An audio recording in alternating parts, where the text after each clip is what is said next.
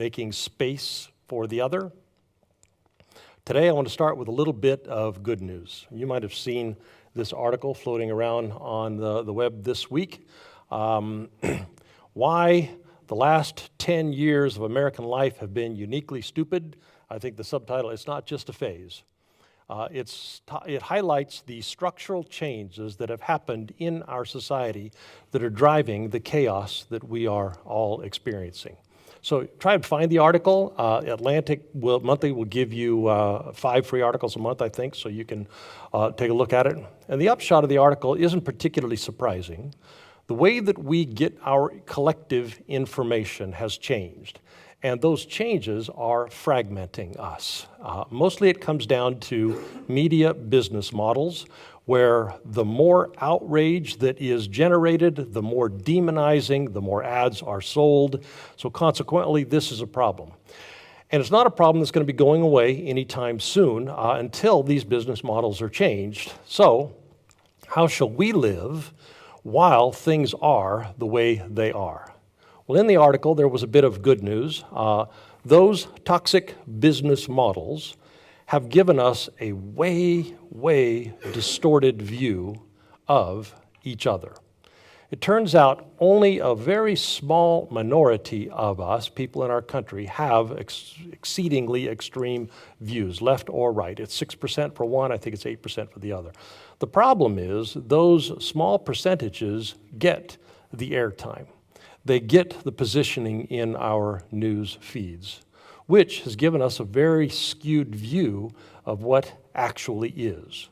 Most Americans are able to listen across the divide. Sure, we are inflamed. We are all inflamed right now. And when you're inflamed, you don't do your best thinking. That's true. But most of us don't have a core belief that demonizes the other. Most of us don't have a position that cannot hear the perspective of the other.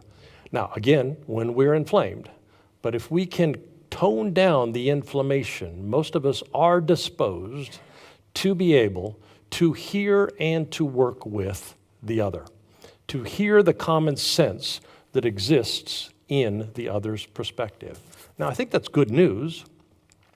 The problem is that the able to work with other people are inflamed. It's really hard to do when you do that. The second problem is those able to work with other people have been shut up and shut down. And the forces that have been doing the shutting up and doing the shutting down, they're not going away anytime soon. So if we can uninflame, if we can tone down the feeling, most of us are able to hear one another. If we can craft a proper invitation, we can invite working with one another, which I think is good news, especially if we're going to take seriously this mission that Jesus has given us to be peacemakers.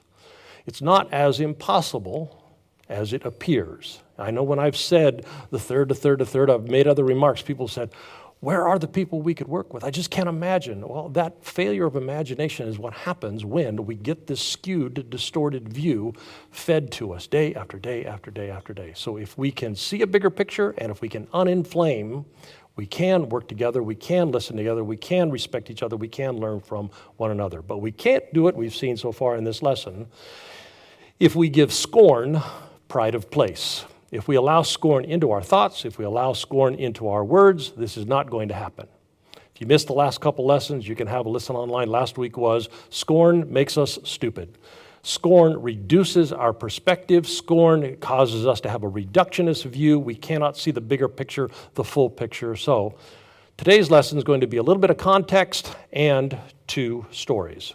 But first, here are the questions that we're going to be talking about afterwards. Give you some time to be thinking. You're going to hear today about a brain pattern that has become a philosophy, and it's kind of a bedrock of Western society. It's called essentialism.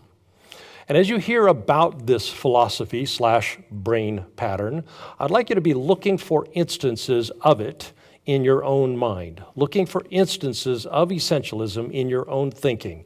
How have my thought patterns fallen prey to the reductionist way of thinking that we do when we are inflamed? And then when we get together in our groups and we're having the discussion, let's see if we can then reimagine how we might more accurately understand the other if essentialism was not dominating our thinking, not dominating our conversations. So what to be thinking about is examples. You're looking for examples as we go through the lesson from your own life. Okay, that'll give you some time to be thinking.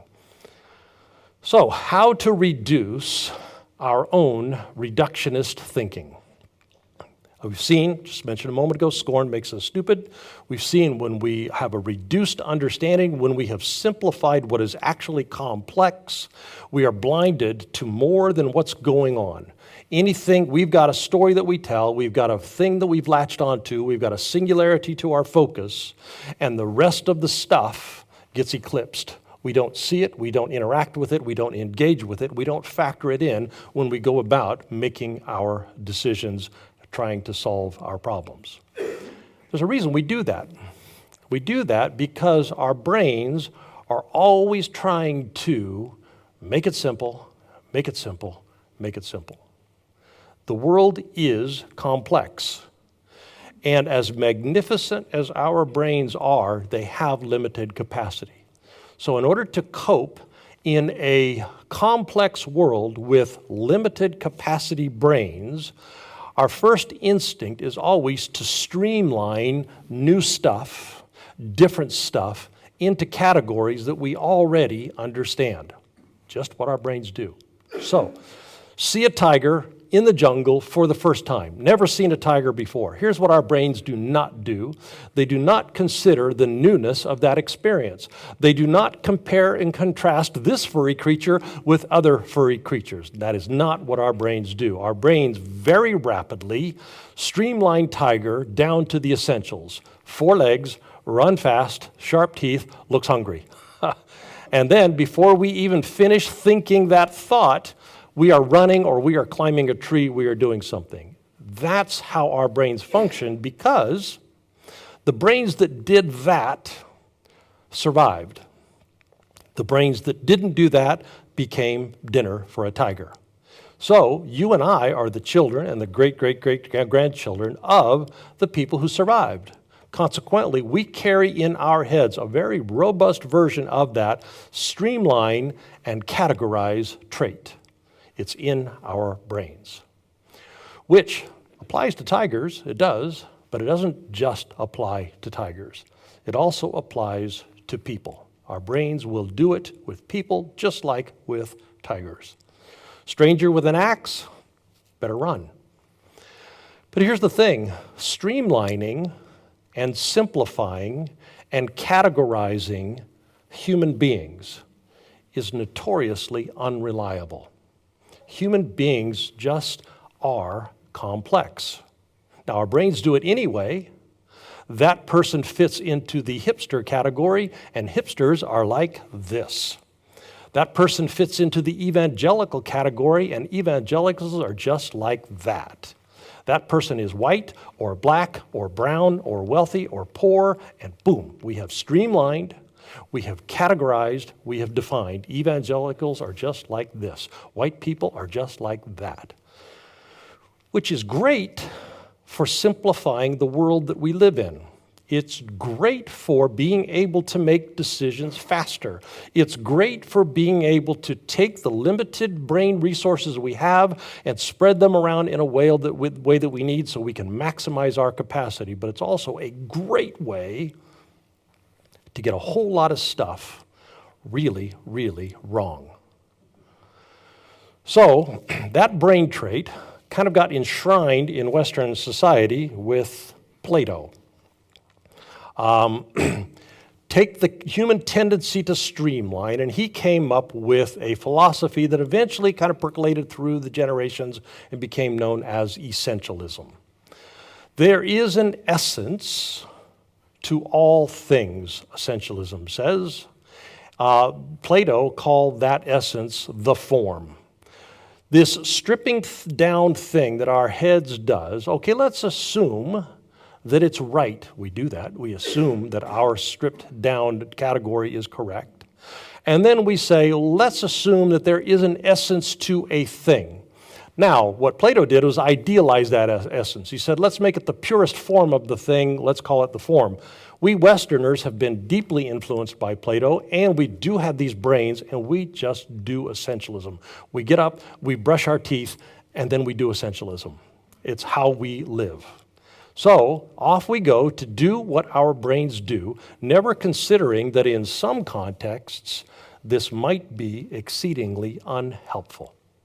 Off we go to define others according to their essence, their essential quality. They are this way. We are that way, but they are this way. And then we believe our brain's simplified version of them. And then we act on what our brains believe. And in the process, we cause a lot of harm. You know the essence of black peopleness. It's just this way. So, we better Jim Crow. Yep, that would be better for everybody. Well, you know the essence of Tutsi is just this way. So, we better genocide. That's best for everybody if we do that. Well, you know the essence of Jewishness. It's just this way. So we better Holocaust. That would be better for everybody. Now, we hear those historical instances and we say to ourselves, we would never do that. But if you have a human brain, you do that. And you do it every day. You streamline, you make quick categories, you assign characteristics to the category and to the individual who fits in the category, and then we all do harm. Those Republicans, they are just that way. We better X. Those Democrats, they're just that way. Those Christian nationalists are just that way. We better do Y or Z. We reduce our thinking down to essence, and then what comes next is just reductive. It can't but be reductive. And usually what reductive becomes is discriminatory. Often it becomes a caricature of the thing, becomes extremist. And all the chaos that we are experiencing as a society, that is what our brains do on essentialism. We are going full steam dehumanizing each other these days. We are going full steam creating crude stereotypes of the other one. We are normalizing scorn in our public discourse, and we're doing a whole bunch of reductionist thinking, which we saw last week. Scorn does, because scorn just makes us stupid. It hides from us the fuller picture, the broader picture, the bigger picture. Now, it is possible to be in a group, because groups are also deeply human. It is possible to be in a group and not devolve into essentialism. It's possible to do that. It can be done, but it requires a higher level of thinking.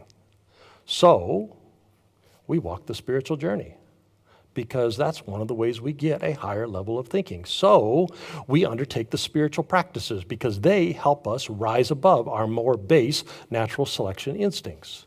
We work the circle. We do the communal practices and the contemplative and the learning and the serving practices to help us be observers of our own thoughts, to become observers of our own words, observers of our own actions, be able to stand back from them, dissociate from them, not let the power of ego dominate us. We do all that stuff so that we don't fall prey to the default setting that has become Western essentialism. So, a couple of stories. One, getting essentialism very wrong, and one, getting it very right. The first is a World War II story. The British, Londoners in particular, they knew that bombing was coming. They knew that London was a prime target, and they knew that Hitler would try to break their will by bombing civilians. And they had a popular book that everyone assumed was an accurate assessment of the human condition, told them what was going to happen. It was called The Psychology of the Masses. And it articulated to the mainstream a shared understanding that said, this is the way human beings are. Hitler had the same book. Consequently, Londoners knew what was going to happen after the bombing began. There would be terror, and there would be panic. Consequently, there would be civil unrest, and the military would not even be able to mount a defense because the citizenry would be running amok. That's what was going to happen, according to this very popular shared understanding book. They had the book, they knew what it said, they knew what was going to happen. Hitler also had the book, so he sent the Luftwaffe and said it's to destroy the British will to resist. So then, September 7th, 1940, the bombing began. The air raid sirens sounded, and for 9 months, more than 80,000 bombs were dropped on London. I was just there visiting Jack and got to meet his new granddaughter and went to the neighborhood where they lived and just looked down the street, and you could see all the homes that had been destroyed during the Blitz. They had a different outside. They had a different thing. You could just see vast neighborhoods that had been destroyed. Entire neighborhoods wiped out, 1 million buildings damaged, 40,000 people killed. But here's what the British did not do. They did not revert to their most base instincts. They did not panic. They did not erupt into violence. According to accounts, after the bombs, boys kept playing in the street, shoppers kept haggling in the markets, policemen kept directing traffic. One American journalist interviewing someone said, aren't you afraid? Well, what good would that do? As they continued sipping tea. They joked during the Blitz.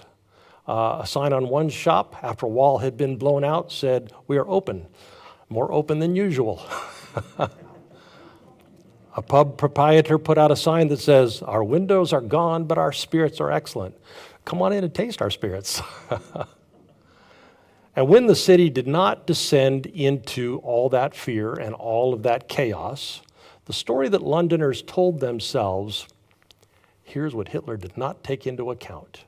Hitler did not take into account British character, did not take into account our stiff upper lip. But here's the failure of imagination. When the tide of the war began to change, and the British went on the offensive, and the Royal Air Force was beginning to plan their strategy, they fell prey to essentialism. That old survival brain trick. We, the British, they told themselves, we have a uniquely British moral character. So our morale was not broken by bombing, but they are not British, and they do not have our character. So while bombing didn't work here, level-headed as we are, it will work on them, because they don't have the moral fiber that we have. They will crumble into panic and violence. So Churchill gave the order to bomb German civilians. More casualties by a factor of 10 than were killed in London. On just one night in Dresden, more men and women and children were killed than had been killed in London over the entire war. And right up to the final months of the war, the British continued to believe, remained convinced that the best way to end the war was to drop bombs on civilians and break their morale. But it turns out that German people are like British people. And it turns out that bombing did not break their spirits. It actually did the opposite. It made them, as it had made the British, more steely in their resolve. And they, like the British, practiced gallows humor. Stories of lighting cigars after a bombing was done in order to celebrate having lived through it.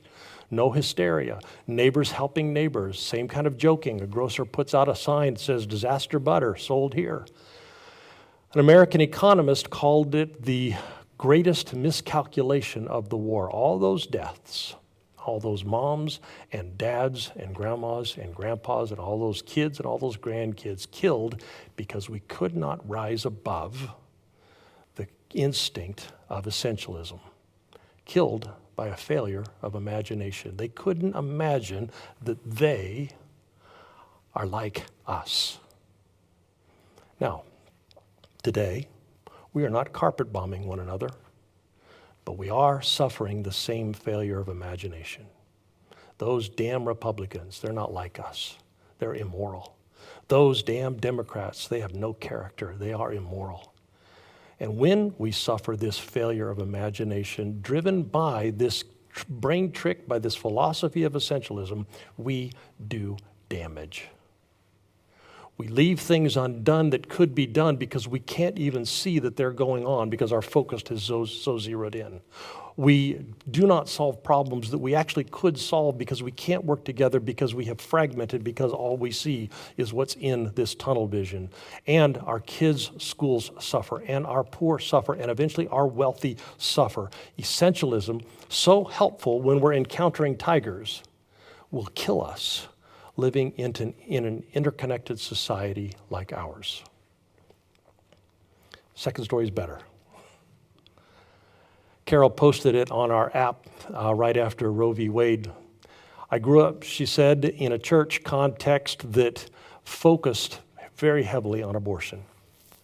It was our nation's primary sin. It was killing innocent babies. And our highest moral cause was to protect the unborn. So, ever since I was a little girl, she said, I went to so many prayer services, so many demonstrations. We told ourselves a story that it was spiritual battle, fighting for what is right, fighting for what is good, and fighting for what is holy. Now, I'm very familiar with that story. I grew up in the same culture. I grew up in the same context. Many of us did. It's rooted in a moral foundation, and that is that life is precious. It's rooted in a moral certitude that we are on the side of what is right because life is precious. But here's the thing. Even though life is precious, we still have human brains. And human brains tend to default to essentialism. We tend to reduce what is complex down to what is simple. One of the main ways we do that is those people. Those people do terrible things to babies because those people are this way. And that way, this way, that's about all we think about them. We get that far, they are this way, and then we shut down any further thinking, which will not do if we're actually going to try and solve our problems. Carol's story continued. She said, in my 20s, I did a stint as a volunteer at a pregnancy life center. And there I was on the phone, hearing story after story after story. Women from all parts of society, but who were all facing the same wrenching dilemma. They didn't have what they needed to bring a baby into the world. They didn't have enough money, or they didn't have enough time, or they didn't have a good enough job, or they didn't have the support of a family, or they didn't have health care, or they didn't have the money to be able to get health care. And she said, here I am, young, newlywed, with a loving family, with excellent health care, not facing poverty, not facing racial inequity, having adequate birth control. And what? I should give advice to these women? I don't know vulnerable. I don't know insecure. I don't know the high cost of any decision that these women will make. And, she said, I started to realize that in all of our prayer services, we had never prayed for adequate health care. We had never prayed for access to birth control. We had never prayed for a living wage. We'd never prayed for affordable housing. We'd never prayed for a good education. We never even thought about what happens to the babies after they are born. We had a truth, which is an important truth because life is precious. But we didn't have the whole story. We didn't have the whole picture. We had an important truth, but it was only part of the bigger picture. But that streamline instinct that we all carry in our heads, that essence-ism, that latch on to part of the truth and then run with that instinct, makes it pretty frequent that all we ever see is part of the problem. And seeing only part of the problem makes it virtually impossible to solve the problem.